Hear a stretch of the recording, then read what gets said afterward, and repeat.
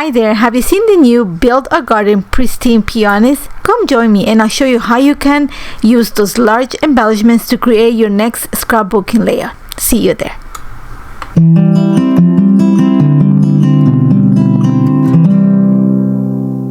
Hi there and welcome to a new episode of Inspired by a Card with Nathalie. Today we're going to look at a way of adding the large elements of the new Build a Garden Pristine Peonies into a scrapbooking layout. I am going to actually create a 6x8 album spread. By the inspiration this week comes from Terry Kosler. She is part of a design team and she created this beautiful card for the latest blog hub. So I'm going to start by actually creating the elements. For that I am using the Build a Garden Pristine Peonies and Obsidian ink actually to create my images. So I'm stamping them onto white cardstock and I'm using Nina 110 Solar Crest cardstock for this. And once I've stamped around 3 images of each one of the designs, I want to actually color the flowers in this case with soft tones. I really love what Terry did for her card, so I'm actually gonna copy that. Terry used a lot of pinks and yellows. I'm actually gonna focus into blues and greens. So I am using Blueberry Crisp ink to just color all my the bases of the flowers. And for this I am using the coloring layering stencil that comes in the Build a Garden set, and you're gonna see that's super easy. I'm just following the steps of the stencil. The only thing that I'm doing different is that when I'm coloring all my flowers with a Blueberry Crisp ink, but then I'm gonna make half of them, I'm gonna give them kind of a teal look, so I'm gonna use Sea Glass and Ocean View, and the other ones are gonna give me more of a purple tone, so I'm gonna use Arctic ink and also Caribbean Sky, just to give me the different layers. For the leaves I went with Marshland and Sea Forest and Misty Moor because I wanted like a really soft green for it. So like I said, I just follow the steps of the stencil. It's super easy to do it, just to color that, but I created that combination of colors, especially the different shades of blue, because the picture that I'm gonna use for this, I'm actually wearing a blue kind of teal look in it. So I thought that if I combine the colors in the flowers, then I'd be able to marry the all the colors in the layout cohesively and have like a unified look. So you're gonna see that I'm just taking my time. I am using the mini ink blending tools. It was the easiest and fastest way to get this done.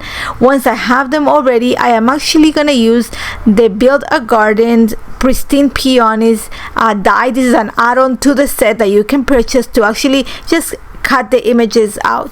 So I went outside of the camera and have them ready, and now I'm gonna start building my project. Now what's the best way to actually have those, because these flowers are quite large, and what caught my attention out of Terry's card is that she actually layer pieces kind of on top of each other, and that creates like this full effect, but it actually allows you to use these big pieces in a nice way. So I'm gonna do the same. You're gonna see that I'm gonna start building them. I kind of follow to start with. I use Terry's card as an example, just the layering of the pieces, but you gotta understand that I'm using a 6x8 layout. Terry's card is just an A2 card, so I have quite a bit more space to fill. So instead of actually just filling the entire page, I'm actually gonna go and create a pocket for my journaling card. That means that I'm going to layer the pieces on the left hand side of a paper, and I'm using vellum for this because I want to have that kind of opacity, kind of transparency going on for my pocket. So the key here is that I'm gonna see that I've actually layered the pieces. Some of the pieces kind of think of it as locking in a way that there's little apertures in the leaves and also the petals, and I'm kind of interlocking the pieces that way.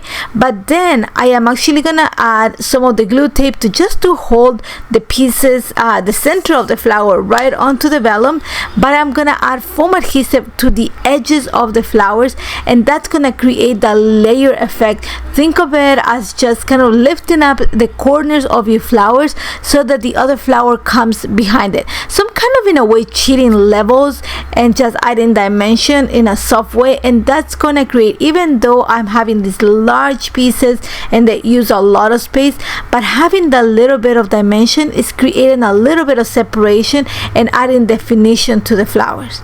Now, because I'm creating my pockets, I don't want to have all those, like, you know, extra large pieces kind of hanging off my page. I do like that look, but for this, just because I want to sell the size of the flowers, I'm actually gonna go ahead and trim the edges. I want to have that clean edge on my page. So once I have that all ready, I just make sure that I add more foam adhesive behind it just to create the lift.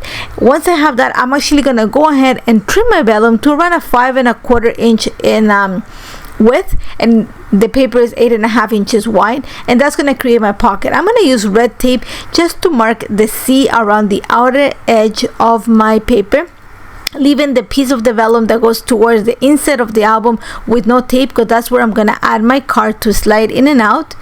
Once I have that, I went outside of the camera and actually pulled a piece from the Leave Your Dream collection. This is one of the pattern papers. I love the fact that it's like white with these green polka dots, and the green matches the same color as the leaves. So I'm adding my 2 photos there, and then I'm actually gonna bring one of the extra flowers just to marry the 2 sides together. I don't want to add much more onto the right hand side of my page as in flowers, because I already have those large elements and I already have pictures. I have quite a bit of color going on the right hand side, so I need to balance the 2 pages.